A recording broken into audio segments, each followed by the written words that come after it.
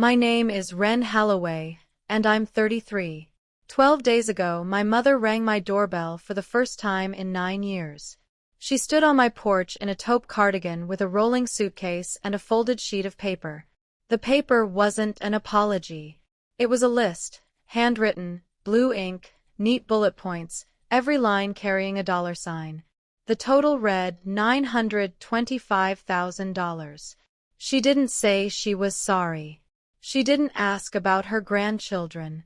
She said, "We need to sit down and talk about where this family is headed." But here's what my mother didn't know. I'd been keeping a list of my own for 9 years.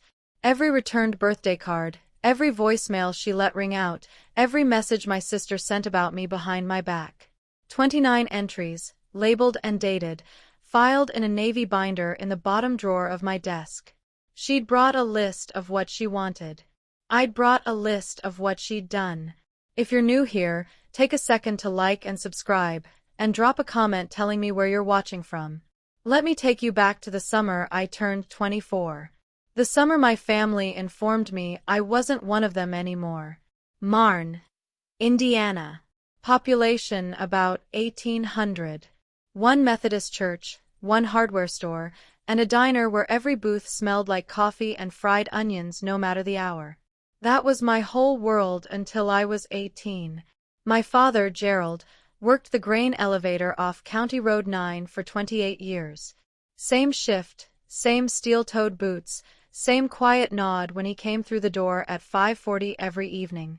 My mother, Corinne, ran the household and the church hospitality board with the same iron precision, the Easter potluck, the prayer list, who brought which dish to every fellowship dinner.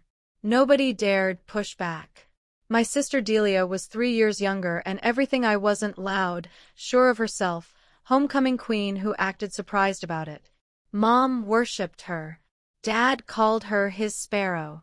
I was the quiet one who did the dishes without being asked and aced every algebra test and never got a party for either. I say that not out of bitterness, but because you need the arithmetic. In our house, love ran on a budget, and Delia was always the line item that got funded first. At 18, I earned a full scholarship to Purdue, first Halloway ever to go to college. Mom packed my duffel and slipped a card inside, wildflowers on the front, her handwriting on the back. "Come home soon. You belong here." I kept that card for 15 years. It's still in my desk drawer, right beside the navy binder. It was the last kind thing she ever wrote me. I met Elias Boone in an intermediate statistics class my junior year. He sat 2 rows ahead and worked regression problems like he was reading a shopping list. Calm, methodical, never hurried. Mechanical engineering major, partial scholarship out of Gary. His mother, Vivian, was a retired elementary librarian who'd raised him alone after his father, a white man from the suburbs, left when Elias was 5. Elias was biracial. His mother's eyes, his father's jaw, and a way of listening that made you feel like whatever you said actually landed. Our first date was a taco truck near campus. He paid in crumpled ones. I paid in quarters. He wanted to build something that fixed a real problem. I wanted work where the numbers meant something. He grinned. Then we picked the right majors. We dated 3 years before he proposed. He met my parents twice. The first time Mom smiled too wide and called him Malcolm instead of Elias. The second time she got the name right but didn't look at him when she said it. Both times Dad shook his hand and said almost nothing. I told myself it was nerves. Delia was the honest one. At Thanksgiving she leaned over and whispered, "He's sweet, but Mom is never going to be okay with this. You get that, right?" I didn't get that. Not yet. Elias proposed on a Tuesday at the kitchen table of our tiny apartment. "I want to spend my life with you. I want to build something with you. Will you let me?" I said yes before he finished. I called home that night. When I told Mom, the line went silent for 7 full seconds. I counted. Then, "You need to think hard about what this means for this family, Ren." Not congratulations. A warning. Dad got on the extension, cleared his throat twice, and said nothing. 2 days later Delia texted, "Mom's been crying since you called. Happy now." I was, actually, for the first time in years. I didn't type that back. 2 weeks later, a handwritten letter came, Curran's cursive on cream stationery. The last paragraph read, "If you go through with this, you're choosing him over your family. We cannot support it and we will not attend. And if you walk down that aisle, do not expect to walk back through our door. He is not one of us, Ren. He never will be." That was the line. She drew it in blue ink and expected me to stand on her side of it. I read it 3 times, folded it, slid it into a manila folder. The part of me that files receipts told me to keep it. I held on. We married at the county courthouse on a Saturday in June. 12 guests, all from Elias's side. His mother Vivian flew in with a garment bag and a Tupperware of pound cake. She pinned a silk flower to my dress, took both my hands, and said, "Welcome to the family, baby." No father walked me down an aisle. There was no aisle, just a fluorescent-lit hallway and a judge who mispronounced both our names, then a reception at a Thai restaurant where Elias's roommate gave a toast so funny Vivian knocked over her water. My dress cost $140 from a consignment shop. Elias wore a clearance rack suit. That night I sat on the edge of the bed staring at a $6 bouquet of grocery store roses, and my hands shook. Not from doubt. From grief. I'd just gotten married, and the 2 people who raised me didn't care enough to watch. A week later I mailed a card to Marn with our courthouse steps photo inside. I wrote, "We're happy. I hope someday you can be happy for us." It came back 11 days later, stamped in red. Return to sender. I stared at that stamp a long time. Then I opened the folder, slid the card in, and wrote in red pen, "Item 2, wedding photo returned." That was the beginning of the binder. Year 1 was the hardest. I called Mom 4 times. Voicemail every time. I left careful little messages, the kind where you weigh every word because it might be the last one she ever hears. She never called back. Cards for her birthday, Dad's birthday, Christmas, all 3 returned with the same red stamp. Dad sent 1 text in February. For words, "Your mother needs time." No follow-up. Those 4 words sat in my phone like a voicemail I couldn't delete. Delia posted a family photo that spring, Mom, Dad, her, a boyfriend, captioned, "Sunday dinner with my people." I wasn't in it. I'd never been invited. I printed the screenshot. Not to torture myself, because I'd started filing things I couldn't quite explain. Every scrap of evidence that my family had decided I no longer existed. By March the folder was too fat to close, so I moved everything into a binder. Navy blue, 3 rings, tabs. "He is not one of us." Her voice played in my head at odd moments. The grocery aisle, the dentist, 2 in the morning. The words didn't stop hurting, but they got quieter. The binder got thicker. By year 2, Elias quit his job. Not recklessly, he had a plan. For 6 months he'd been building a prototype on nights and weekends, a compliance platform for small businesses, software that made regulatory filings less brutal for companies that couldn't afford a legal department. He knew compliance. I knew finance. He set up a desk in our garage, 2 monitors, a space heater, a $10 Goodwill whiteboard. I came home from my analyst job every evening and sat beside him reviewing financial models until midnight. Ledgerline launched 7 months later with 4 customers and a free trial that crashed twice on day 1. That year I upgraded the binder for real, dividers for each year, red pen labels on every item. I wasn't building a case or plotting revenge. I was doing what I'd always done, keeping records, because I was a financial analyst and analysts never throw away documentation. But I started numbering and dating each one, because numbers don't lie and neither would I. Rowan and Poppy arrived on a Wednesday morning in November. 6 pounds each, identical dark curls. Elias cried. I'd never seen him cry before. He held Poppy in one arm and Rowan in the other, stood by the hospital window, and said, "They're going to know they're loved every single day." Vivian flew in the next morning and stayed 2 weeks, cooking, cleaning, rocking Rowan at 3 a.m. while I fed Poppy. She brought a crocheted blanket and a silver bracelet for each baby engraved with their birthday. That's what a grandmother looked like. I'd mailed Corinne the ultrasound photos 5 months earlier. Returned. Birth announcements. Returned. Pictures of the babies. Returned. Items 13, 14, 15. Then Delia texted someone we'd both known in high school, and the mutual friend forwarded it. Her kids don't have real grandparents. That's what she chose. I sat in the nursery with that on my screen for 11 minutes, Rowan in my arms, Vivian humming in the kitchen. My children had a grandmother. Her name was Vivian Boone, and she never once missed a birthday. Item 16. By year, for the binder held 19 items. I didn't keep it out of spite. Most weeks I forgot it existed. Elias asked once, "Why do you keep all that?" I told him the truth. Because someday the kids might ask why they don't have grandparents on my side. And I want them to have the facts. Not my version, not her version. The receipts. He nodded. He was an engineer. Engineers keep build logs.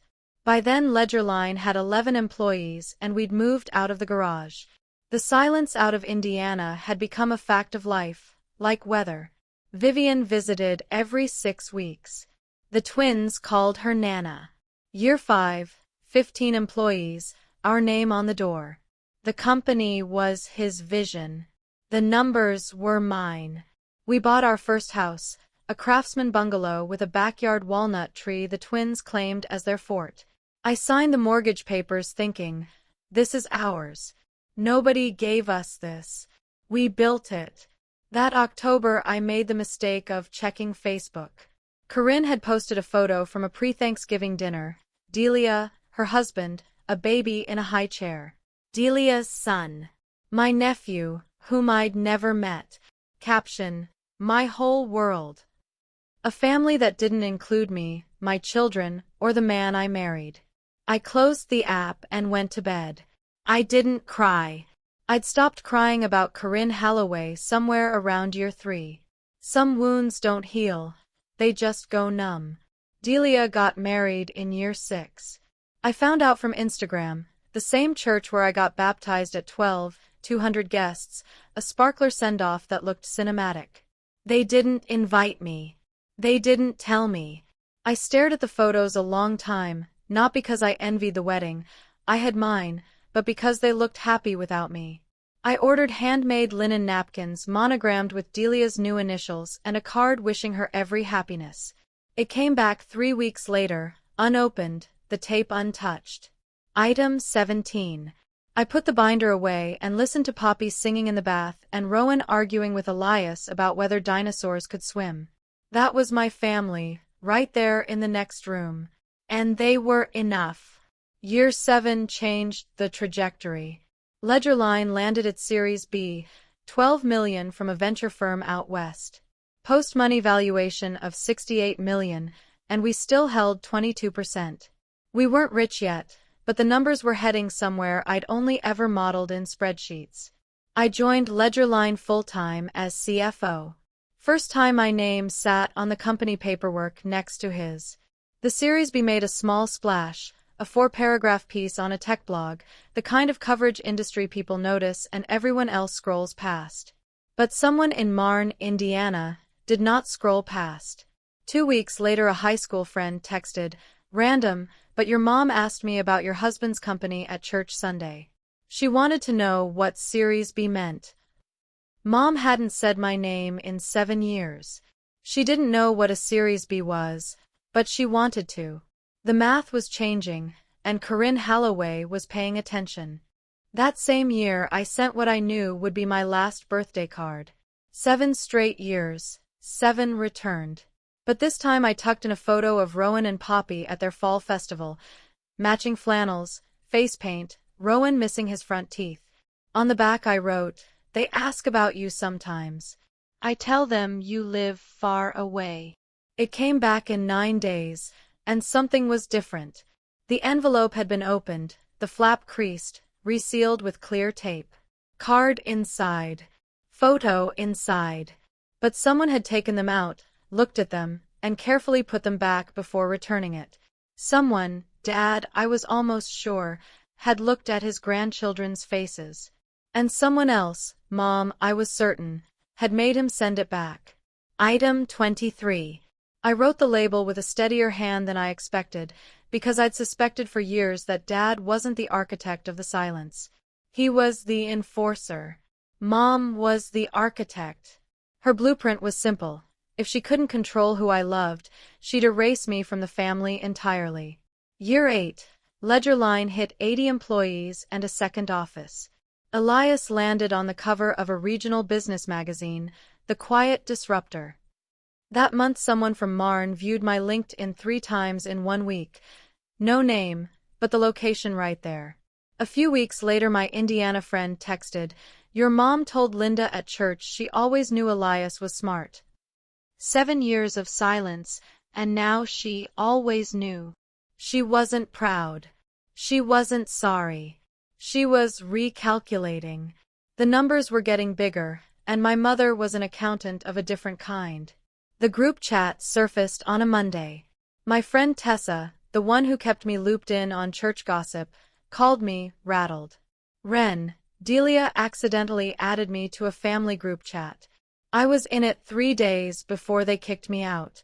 I took screenshots." She sent 7. 3 days of unfiltered Halloway conversation. I read them in the parking lot of Rowan's soccer practice. Delia, his company was valued at $68 million last round. I've been tracking the funding filings. If they IPO, we're looking at $300 million minimum. Mom, how do we approach this? Mom, I need to go in person with a plan. Delia, make a list. Be specific about what we need. She's a numbers person. She'll respond to numbers. How much should we ask for? Delia, start with the mortgage, then medical, then retirement. College for my son, monthly support. Layer it. Make it look like a family investment, not a request. Dad, this doesn't feel right. Mom, Gerald, she has more money than this whole town. She can afford to help her family. Dad didn't reply after that. I sat in my car with the engine off, watching Rowan sprint across the field after a ball twice the size of his head. My hands were shaking, not from sadness, from clarity. 9 years of silence, returned cards, ignored grandchildren, a cream letter that said, "Do not walk back through our door." And now that the numbers had changed, they wanted to approach with a plan. I drove home, printed the screenshots, filed them. Item 26. Family group chat. Reconnaissance confirmed. If this is hitting close to home, if you've ever had someone cut you off and come sprinting back when the numbers changed, drop a comment. And subscribe if you haven't. I told Elias that night and showed him the screenshots. He read them the way he reads code, line by line, looking for bugs. When he finished, he set the phone down and stared at the wall. "What do you want to do?" "Nothing yet. But I want to be ready." He nodded. That was Elias. He didn't tell me what to feel. He asked what I wanted and stood next to me while I figured it out. Year 9. The IPO conversation began in January. Elias handled the product pitch. I handled the numbers, every slide, every projection, every risk disclosure. CFO, co-founder, the person who signed off on every filing. In August, our attorney finalized 2 irrevocable trusts for Rowan and Poppy, funded, protected. Nobody could touch a dollar. If a family member tries to claim access to these funds, what happens? Nothing, she said. That's the point. 2 months before the IPO, Delia texted, first time in 9 years. "Hey, just thinking about you. How are the kids?" 6 words. 9 years. as if she'd been asking regularly, as if this were a continuation rather than a resurrection. She followed up, I'm going to be in the city for work next month. Would love to see you. I agreed to meet, not at our house. A cafe. Public. Neutral. Time limited. Delia showed up 15 minutes late, looking like she'd rehearsed being casual. She hugged me too long, said, "You look amazing," 3 times, then started asking questions. How big was our house? Did the kids go to private school? How many employees now? Had they raised more money recently? 32 questions. I counted. Not one was, "I'm sorry." Halfway through our lattes, I caught her phone angled toward the lot in the window's reflection, photographing my car. She was scouting, building a report. I answered vaguely, the way you answer a bank teller's small talk. The only question she never asked was the only one that mattered. I drove home and opened the binder. Item 28. Delia. Reconnaissance visit. 32 questions documented, vehicle photographed, no apology. Then I called a family attorney, not to sue, just to understand our position. Grace was clear, no standing. Our trusts protected the children, and 9 years of documented estrangement made any claim laughable. But Ren, what you're describing isn't a legal confrontation. It's a personal one. For that, you just need to decide what you're willing to say. She was right. Ledgerline went public on a Wednesday in October. Elias and I stood on the exchange floor and watched the stock open at $18. By close, 22. Market cap, $440 million. Our stake, 10%. Net worth on paper, $44 million. It didn't feel real. It felt like a spreadsheet cell someone typed wrong. Too many zeros. Check the formula. But the zeros were right. Checking formulas was literally my job. That night Elias fell asleep on the hotel couch at 9:15, still in his jacket. I checked my phone. 5 missed calls, area code from back home. 1 from Gerald, 1 from Corinne. I didn't call back. 9 years. $44 million. And suddenly Ren Holloway was worth knowing again. Gerald's voicemail came the next morning. His voice was thinner, older, with a crack I'd never heard. "Baby girl. I saw you on the news, you and Elias on the exchange floor. I'm proud of you. I've always been." A breath. "Your mother wants to talk. She has things she'd like to discuss. Please call her back. I love you, Ren." I played it 3 times. Baby girl. He hadn't called me that since I was 14. And I'm proud of you. 4 words I'd waited a decade for. But then I listened to the structure of it. He called after the IPO. Not after the wedding. Not after the twins were born. Not after any of the 7 birthday cards. He'd always been proud of me on paper. What he'd never been was brave enough to pick up the phone when there were no millions attached to the call. I saved the voicemail.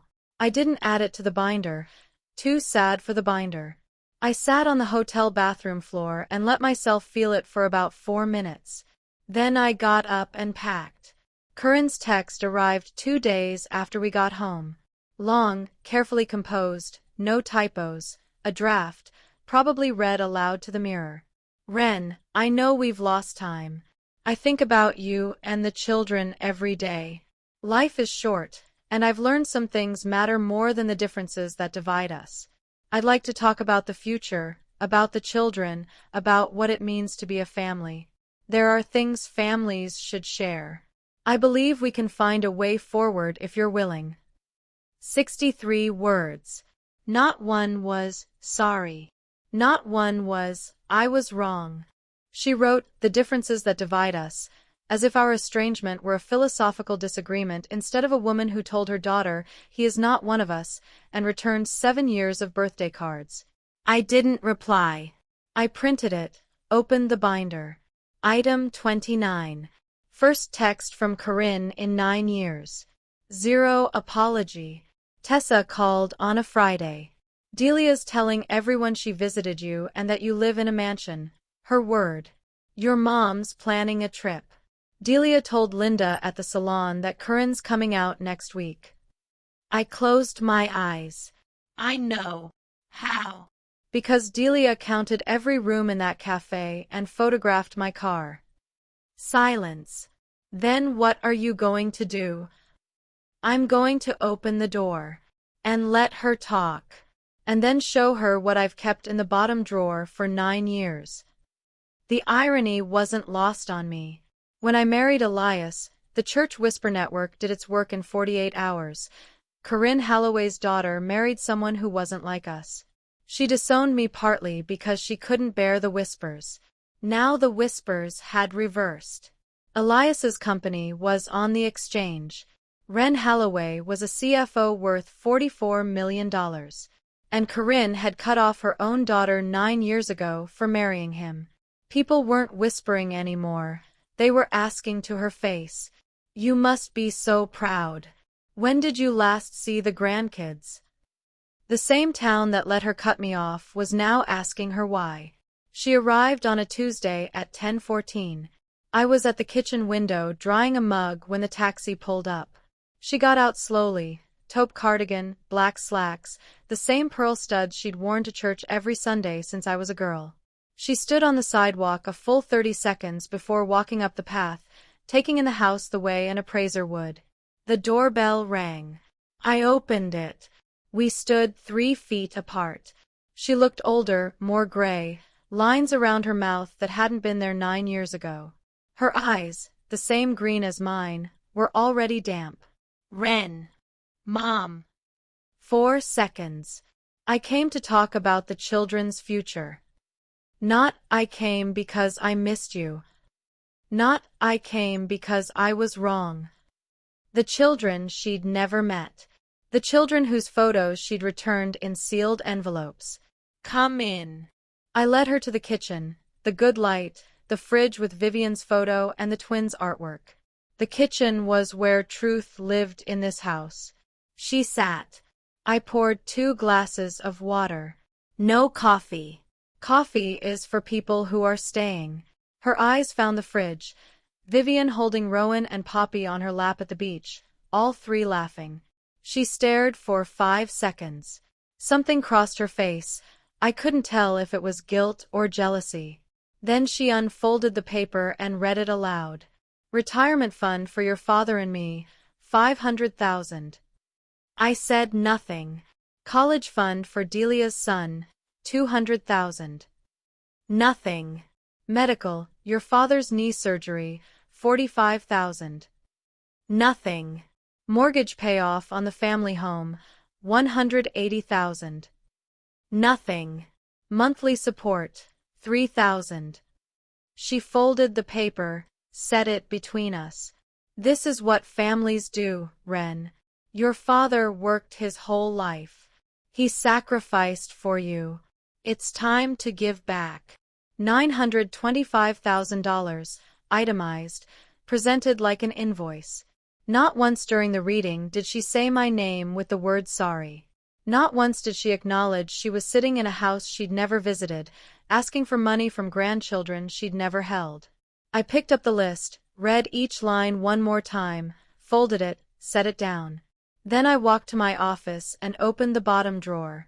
I pulled out the binder, navy blue, 3 rings, heavy with 9 years of documentation, carried it back, and set it right next to her folded list. What is that? You brought a list, Mom. I sat, hands flat on the table. I brought one too. She stared, the red pen labels through the clear cover, almost 3 inches of tabs and screenshots and returned cards still in their envelopes. I don't understand. You will. I opened to tab 1 and started reading. I didn't raise my voice.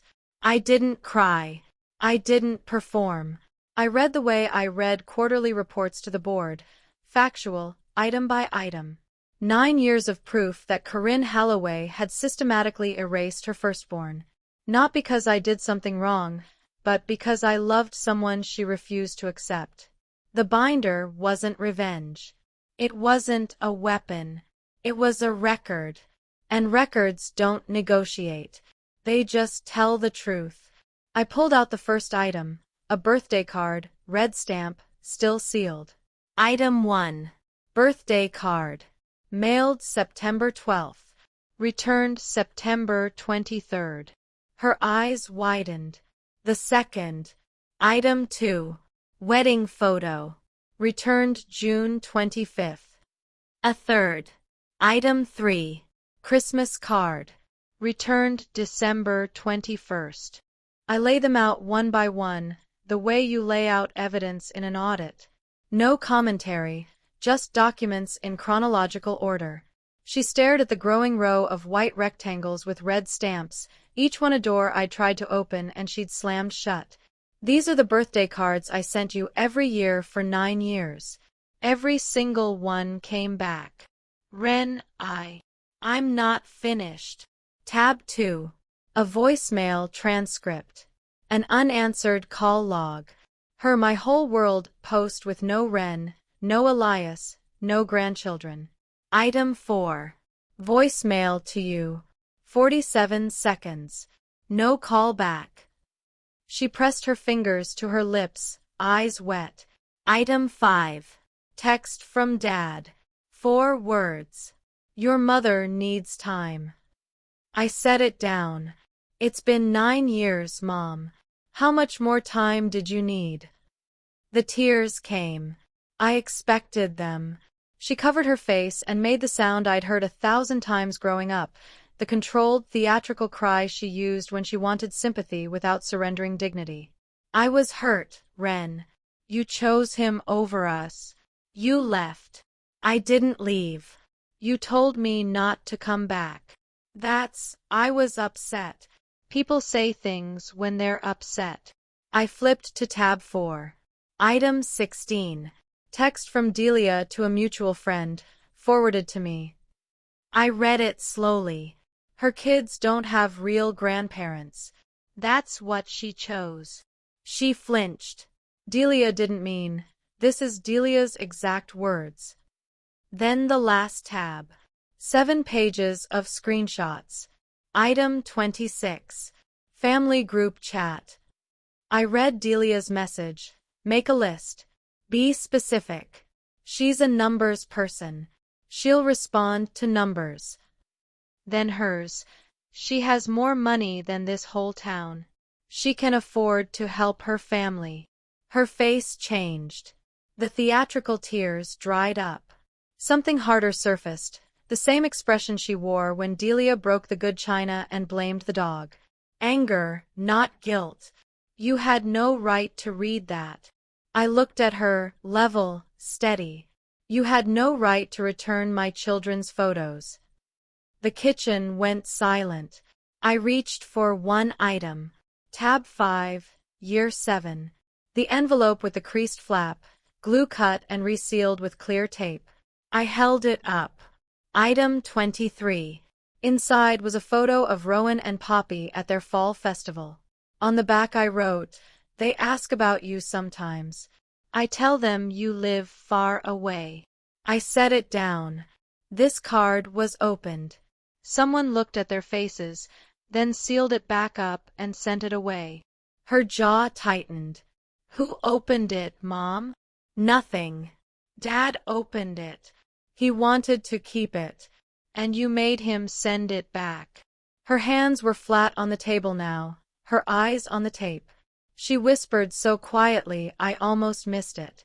I was afraid. I waited.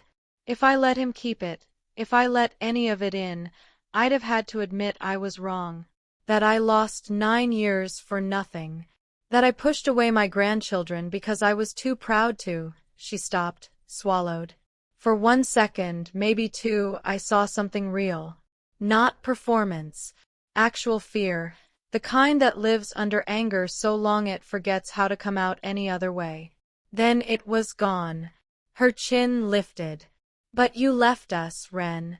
You made your choice. The honesty evaporated like steam off a coffee cup.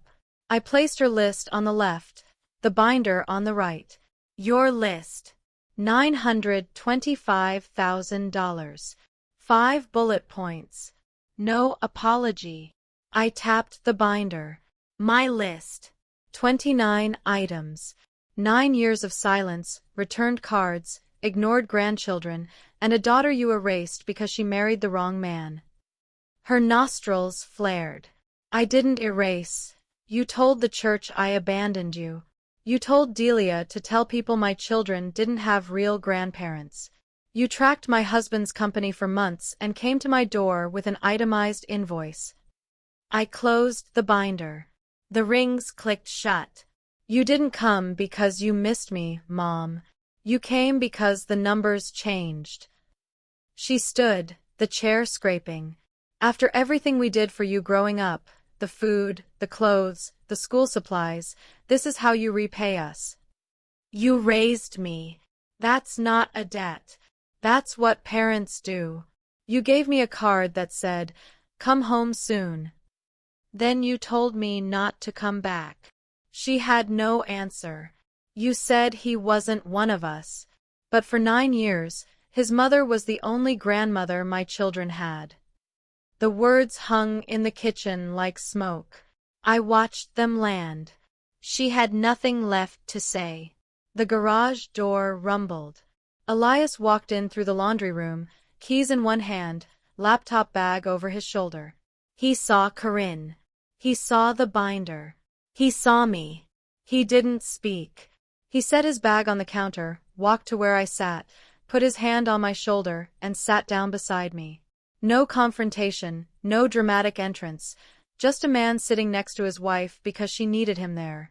Corinne looked at him, the man she'd refused 9 years ago. Flannel shirt, running shoes, a watch that cost less than her pearl studs. Nothing that announced $44 million. Just a good man, hand on my shoulder, saying everything without opening his mouth. She stared at that hand, at the space between us that held no tension, no performance. She understood. I didn't need the Holloway family. I'd already built my own. I spoke quietly, the way you deliver a final number on a balance sheet, factual, complete, no revision pending. Mom, I'm not going to give you money. She opened her mouth. Not because I can't afford it. Because the moment I hand you a check, you'll believe you were right to stay away until it was profitable to come back. You'll tell yourself, and you'll tell Delia, that the silence was a misunderstanding, that the 9 years were just a rough patch. I held out her list. They weren't a rough patch. They were a choice. Your choice. Every returned card, every ignored voicemail, every photo of your grandchildren you looked at and sent back. She didn't take the list. It hung in the air. If you want to know your grandchildren, really know them, not as a line item on a financial plan, that starts with an apology. Not to me. To them. And it doesn't start today. It starts when you're ready to mean it. She took the list, picked up her suitcase, walked to the front door. She stopped, turned, opened her mouth, closed it, and walked out. The door clicked shut. Not a slam. A click. The sound of someone leaving who knew she'd lost something she couldn't buy back. If someone showed up in your life only after the numbers changed, I want to hear it. Drop it in the comments. And if this reminded you that your worth isn't a dollar amount, share it with someone who needs to hear that. 2 weeks passed. Elias and I didn't talk about Corinne much. There wasn't much left to say. She'd come with a list. I'd shown her a binder. She'd left without apologizing. The twins didn't know she'd visited. They'd been at school both times. I preferred it that way. They'll learn about Corinne Holloway when they're old enough to understand that some people only see you when the light is right. Gerald called on a Tuesday morning while I was reviewing a vendor contract. Ren, your mother told me what happened. I waited. I should have opened that door 9 years ago. I should have picked up the phone. I should have driven out the day the twins were born. His voice cracked. I'm sorry. Not because of the money. I don't want your money. I want to know my grandchildren, and I want to know if you'll let me try. I was quiet a long time. 17 seconds. I counted. I believe you, Dad. But believing you and trusting you are different things. We start slow. Phone calls every 2 weeks. No visits yet, no money. Just talking. He agreed. That's more than I deserve. It's exactly what you deserve. Not more, not less. We hung up. I went back to my contract. Delia texted once. One line. You could have just helped. I didn't reply. Some messages are their own answer. Corinne didn't call, didn't text, didn't write. The silence returned, but this time it was hers. I'd said everything I needed to say. The next move was hers. The binder sat in the bottom drawer. 29 items. 9 years. I didn't add a 30th. I hoped I never would.